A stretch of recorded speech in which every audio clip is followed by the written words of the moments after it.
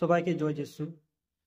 আমরা অনেক সময় আমরা অনেক পরিস্থিতি যখন আমাদের বিপরীতে চলে যায়, তখন আমরা অনেক সময় আমরা ভয় করি যে পরিস্থিতির মোকাবেলা আমরা কেমন করে করব, আর আমাদের কে সাহায্য করবে।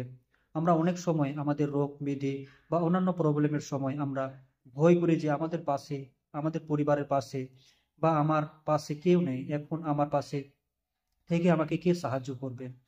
তো এরকম যদি আপনাদের সমস্যা হয়ে থাকে, আপনি যদি এরকম বিপদে, এরকম দুঃখে যদি পড়ে থাকেন, তো বাইবেল আমাদের বলছে, বাইবেল আমাদের সান্ত্বনা দিচ্ছে, বাইবেল আমাদের ভরসা দিচ্ছে যে ঈশ্বর সব সদা সর্বদা আমাদের সঙ্গে আছে।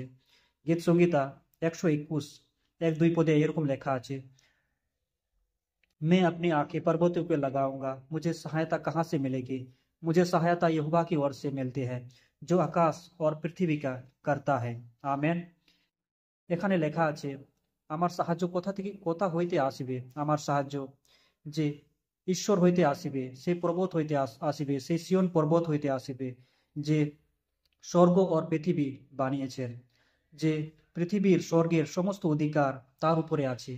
তা ঈশ্বর ছাড়া একটা বস্তু, একটা জিনিসও, কোনো কিছু তার আজ্ঞা অনুসারে সবকিছুই হয়। তো আপনি ভয় করবেন না, ঈশ্বর আপনার সঙ্গে আছে। ওর এই বচন, অর্থাৎ ঈশ্বর আপনার সঙ্গে সর্বদা আছে আপনাকে রক্ষা করার জন্য।